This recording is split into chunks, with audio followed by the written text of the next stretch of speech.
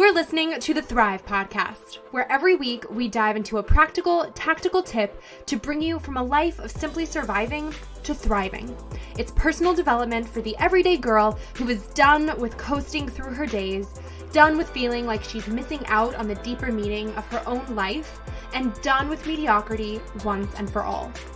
Because it's not enough to simply survive. You deserve to thrive. Welcome back to Thrive. Today's chat is a long overdue one with one of my girlfriends, Ruthie. Ruthie and I met years ago on the internet, as so many relationships nowadays begin, and we've just kept in touch ever since. I asked her to join me on Thrive to share her best advice on pursuing entrepreneurship full time, especially in transitioning from another career to that, and how or when to know it's time, as well as to give her a platform to share her honest thoughts about being a Black woman in America married to a white cop. Ruthie is so real and raw and a woman of so much grace and integrity, so I am honored and excited to share our conversation with you today. Stay tuned through this conversation. Drop it 5 stars if you like what you're listening to, and welcome, Ruthie.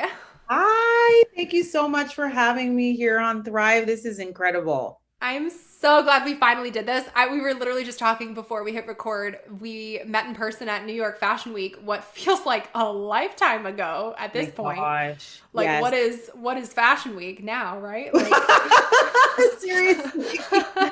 Like, it was 2 or 3 years ago, but I feel like we've been friends on the internet for a very long time. Couldn't even tell you when.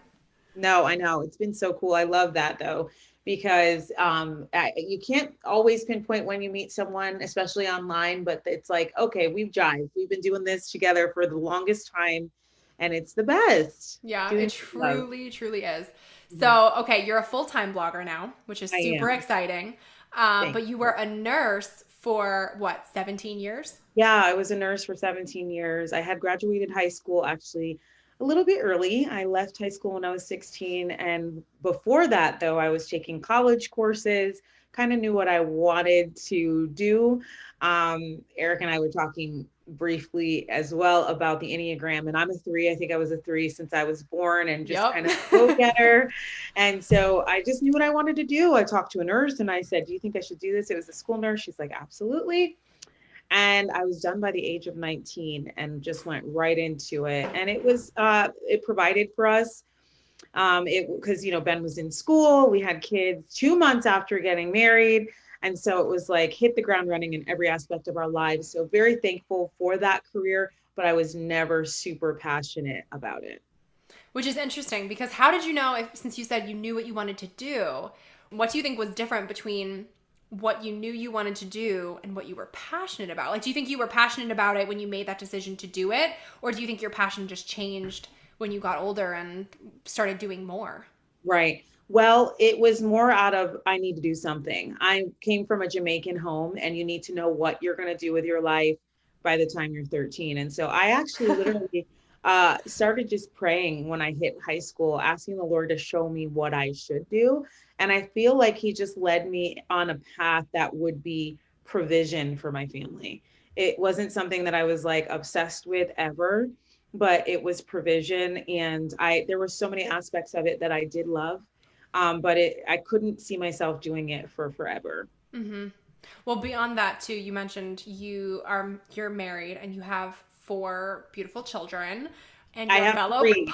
Oh, we 3. Wanted Why did 4. I think 4? I talk about 4, but I have 3. I wanted 4. Oh my God. I feel like that was just, well, maybe that's a Freudian slip since you wanted 4. Maybe that's a sign. Not trying to put that on you or anything, but that's hilarious. But you also have you're a fellow podcaster too. And then I feel like, I don't remember if this is you or someone else, but I feel like this is you. Don't you also lead worship? I do lead worship at Jesus Culture like once a month. And I've been singing since I was like 8 years old with my mom. That's awesome. Oh my gosh. I just want to like jam out with you now. I know, right? Let's go. Oh, I love it. Oh my gosh. So, okay. So we both blog full time now, obviously. Mm-hmm. I know we've had some conversations before about what that actually looks like, because I think there are 1,001 misconceptions living out there. So, from your perspective, what do you think it takes to truly thrive as a content creator online? And really, like, what was your tipping point in being able to make your business your full time job, especially where you're able to leave another career to pursue it? Yeah, I think with the influencer space personally, I think in order to be successful, you have to be okay with being you. There has to be an element of yourself that says, you know what, I am different and I'm okay with being that known because the space, as you know, has become so oversaturated. And so there has to be some type of root thing that says, okay, I'm different and I'm standing out and I'm really passionate about that. And I would say thriving in this space would be having your why and your purpose, but also being able to connect with your community on a way that is genuine and says, okay, there's something about Erica that connects me to her in my life. There's something about Ruthie that I connect to for my life. And something that people say, okay, every day I'm going to go see what Erica's doing. What is on her stories today? What is the family doing? Just creating content that says, you're welcome here and I want you to be a part of our life. Mm-hmm. So, for anyone who's really pursuing entrepreneurship, what's your advice for taking that leap, especially when you're transitioning from what is like definitely a more stable career, like quote end quote, because Mhm. I feel like I had it a bit easier in that I made that decision before jumping into another career, Right. basically in the hopes of like avoiding that eventual switch from stability to what is more, instability in income or what have you. So what was most helpful for you, or maybe your mindset, and also your marriage and making that decision with your husband to go from like your 17-year in the making nursing career to blogging and being a content creator full time? Yeah, it was definitely a timing thing. I think it's a gift for anyone to be able to live this life and do what they love. They Mm-hmm. always say that if you're doing what you love, you're not working a day in your life. It's literally what you love to do. And that was important for Ben and I, for him. And it took some years for him to say, this is what I'm passionate about. And I'll never forget when he said, okay, I want to be in law enforcement.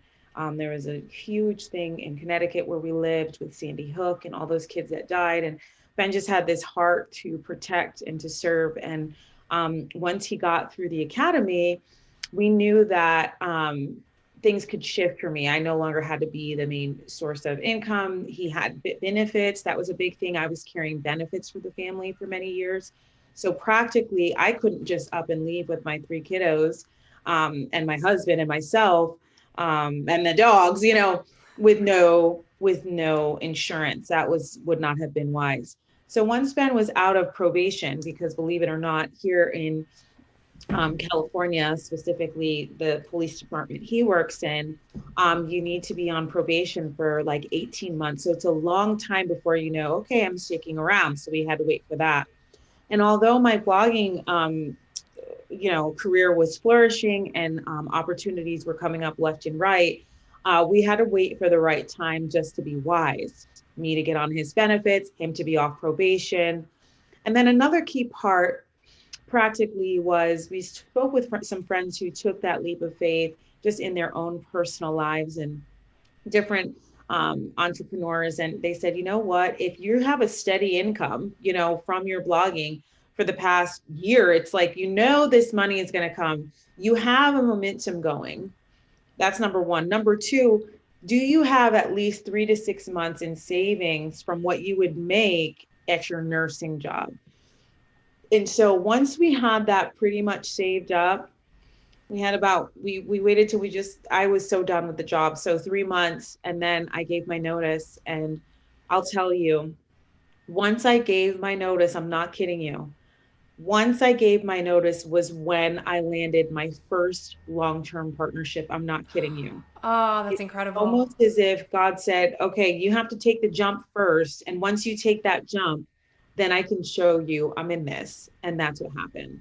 Oh, I just got goosebumps. I love stories like that because it's like you said, you took the leap of faith, and Yep, sometimes you have to take the leap before God's able to catch you. So absolutely. 100%.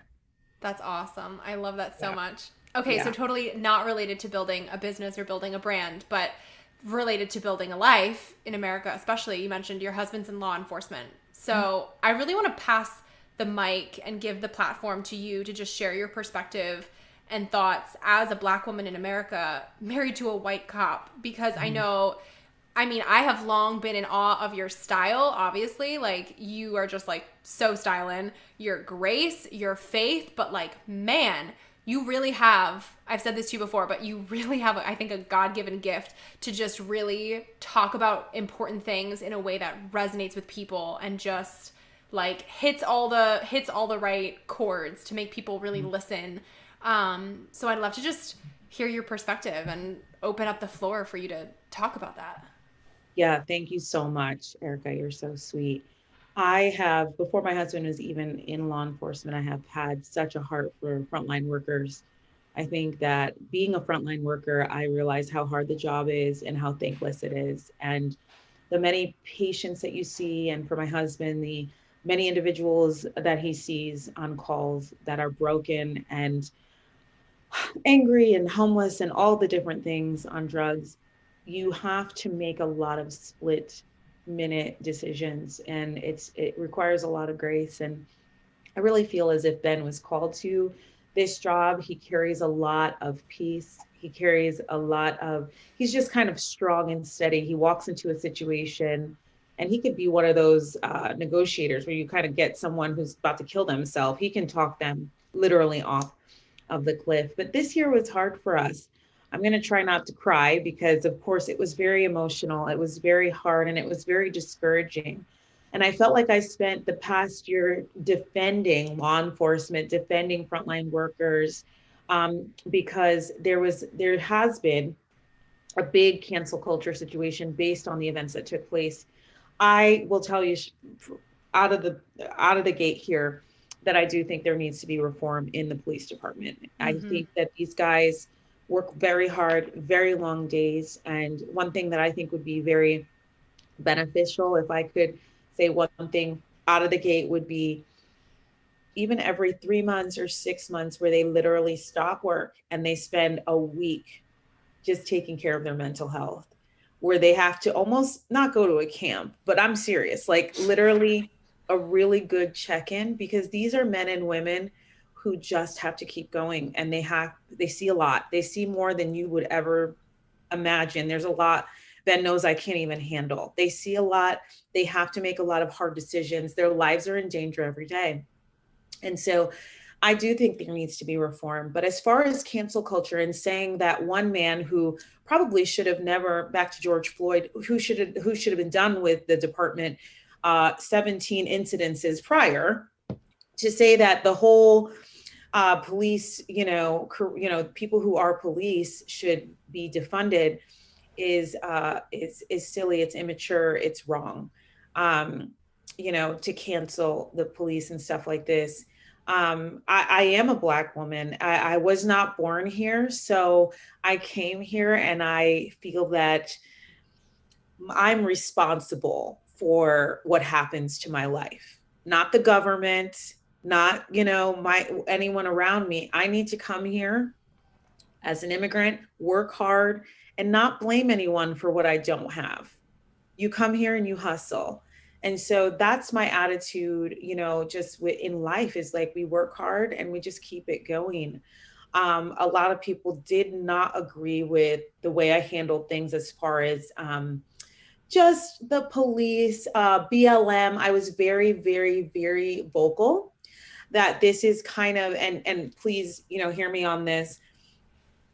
Black lives do matter. Every life does matter. There was a lot of um, the Black people in this country have been through hell and back. Okay, but I'll say I think people like Dr. Martin Luther King and Rosa Parks and all of those people would be a little bit heartbroken to see that we want to stay in that victim mentality. Like everyone wants to, attack me. And there is still racism, guys, please don't get me wrong. But I think we've come a long way. And I think that we need to celebrate that and focus more on the progress that has taken place instead of pointing the finger and, focusing on all the negative things. Again, a lot of bad things continue to happen, but I do think we've come a very long way. I was very vocal with everything that happened at the Capitol.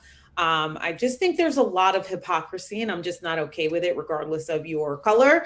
When they burn down, we are a small business, right? You and I have small businesses. And so I have a real heart for small businesses. And my heart broke all last year for small businesses that were out of work because of COVID-19. Praise God, we were okay, but your heart breaks because you know how hard it is to hustle, to build something from the ground up and then have it stripped away from you. So I was just vocal about, basically just hate crime, like people burning down businesses just out of anger. The anger is there and I get it, but I just think that there's another answer. So my view is not the same as I would say most women of color, and I'm okay with that. This is my truth and my thoughts. I think I'm all about forward progression, unity, building bridges, recognizing that there does need to be reform and there is racism in our country, but also saying, okay, let's focus on the progress we've made and build on that. Mm-hmm.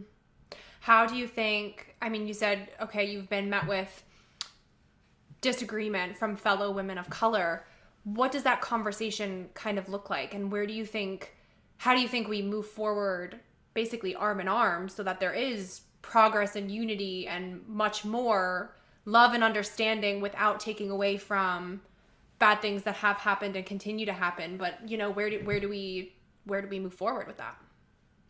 Yeah, I think my biggest conversation with them was, I love you guys and I see what's going on. I mean, I know all of the history, but I refuse to use my color as a reason to negate and say that bad behavior and violence is the answer for moving forward. It's not. And I say that from a place of being a woman of God and from a place of, like I said, I just don't have that victim mentality. Not that everyone does, but I can't take that on and say, well, this happened to our culture, and so I'm just going to stay here. And it's okay for us to do X, Y, and Z because, it's a peaceful, quote unquote, protest. It's totally incorrect. So I just coming from that place is, you know what, we're going to disagree. And I've had many people unfollow me. I've had many people block me and be very upset. I try to present the information in love, but at the same time, people won't always see eye to eye with you. And you just have to say, that's okay. That's totally fine. Mm-hmm. And it makes me, I wish I could say I was surprised, but I'm not. Just also working online like you and just knowing how people can be on the internet.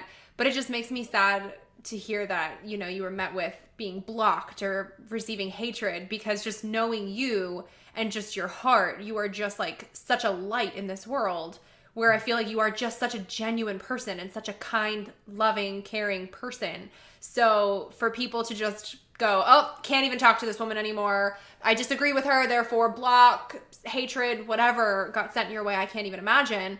That's just makes me sad. It makes me sad. I know. I just wish I could hug you. You're so sweet. What helps is just kind of like rallying around.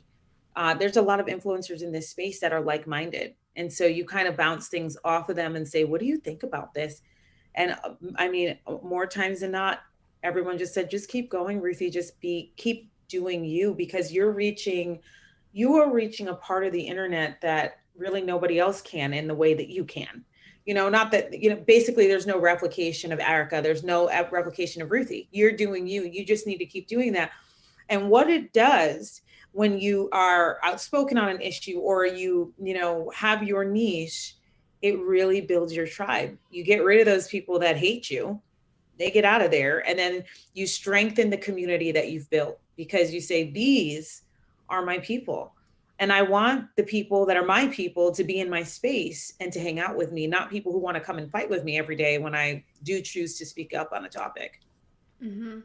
No, it's so true. I think you just Ugh, it just the entire, like what you said, the entirety of cancel culture, so to speak, that we live in today, it just it makes me sad, and I always find myself second guessing my own emotions even towards it because I am a white woman, so I don't ever want to project my feelings or anything like that in a way that would at all take away from the experience of someone like you who's a black woman who has totally different life, totally different history, culture, all of that. Like, so I find myself trying to be sensitive to all of that, but then also feeling really sad that we live in a world today where people are so quick to try to cancel people's careers or cancel people's friendships or livelihoods because they disagree with them. So, I mean, from your perspective, what do you think it would look like in the future if cancel culture was not a thing? Like, how do you think people can actually start to have a productive, healthy, like safe conversation that would move everybody forward in a way? Like, do you think that's even something that is possible in our generation? I don't know. I don't know. I would love to hope so and believe so. I think that many of us need to get to a place where we say, I love you no matter what, as long as you're going to be nice to me. The reason we feel the way we do has to do with how we were raised, our upbringing. It has to do with our past. It has to do with experience. So I can't fault someone for not agreeing with me. They've had a different experience from me. And I feel that the more people can kind of try to come meet in the middle, the better off we would be. But you can't really expect that from everyone. Mm-hmm. It's true. I forget who I heard say this recently, but it was something along the lines of that you can't, like, oftentimes conflict arises when our expectations are projected onto other people and then left unmet. So Right. it's one of those things where that's constantly hard because we always have expectations of ourselves, of our spouses, of our friends, whatever, even if we're not even aware that the expectation is there. But if we're not intentional and not really conscious of it, I think that's where even more conflict arises because things are left unsaid or left up for, interpretation. And it just ends up being expectations that are missed across the board of people and everyone falling short and then being upset with each other and just, a lack of peace. And it's Yeah, hard. absolutely. Absolutely. And I think, last year was the epitome of just everything kind of like an upheaval. You start with COVID-19 and people feeling differently about that. And then you have everything that happens with George Floyd and how they feel about that. And then we have a huge election. And I mean, it was one thing on top of the other. It was the perfect storm. And what happened was we ended up seeing everyone's true colors, and our own true colors came out. Hmm. I feel like it'll also continue to keep going keep going It that will way because it's not like there's an end in sight for anything with the pandemic or just anything. So totally. it's a constant test of character by fire, I guess. Oh, yeah, absolutely. Hmm. Well, Ruthie, I am so glad and so honored that you came and finally joined me on Thrive. I want to close out by asking you a question that I ask all guests, and that is, what does thrive mean to you, and how do you strive to thrive in your everyday life? Oh my gosh. Thrive is forward progression and fulfillment, like all in one. And when you're thriving, you're fulfilled. You're just kind of living in that abundance of joy, that abundance of peace, and that abundance of provision, but also being able to pay it forward in some sense, whether that means in giving information or hosting. Do my weekly Bible studies on my other account. Just when you're thriving, you should be experiencing an overflow where you can say, God has been so good to me. I'm going to give it out. I'm going to give it away. It's not Mm, just for me. I'm thriving, but I want you to thrive and I want you to win too. I love that. I'm thriving when I can thrive, but I want you to thrive too. Mhm, That's mhm. awesome. Cool. Yeah. So tell us all where we can find you online. Oh, yes. So you can find me at Ruthie Ridley, RuthieRidley. That's my main account. And then I just started a new one that I absolutely love because it's just kind of the stripped down version. And it actually is my name. My name is Ruth Ann. But when I met my husband and his family's English, they shortened it. So I've become Ruthie, which feels really great to me. But it's called Ruth Ann's Journal, and it's RUTHANNS_journal. And that's where I share all my scriptures. I go live every Monday, Wednesday, and Friday. And every single week, we start a new Bible study together in the YouVersion app. And then I have my Girl podcast, which is just a podcast for women. We discuss all things women and living this life as a wife, mama, or single woman. I love it. Wait, before you go, make sure you're subscribed to never miss an episode of Thrive. Drop 5 stars on your way out if you like what you just listened to, and come join the party on Instagram at thrive.podcast to stay inspired and thriving all week long. Thanks for tuning in. It's your time to thrive.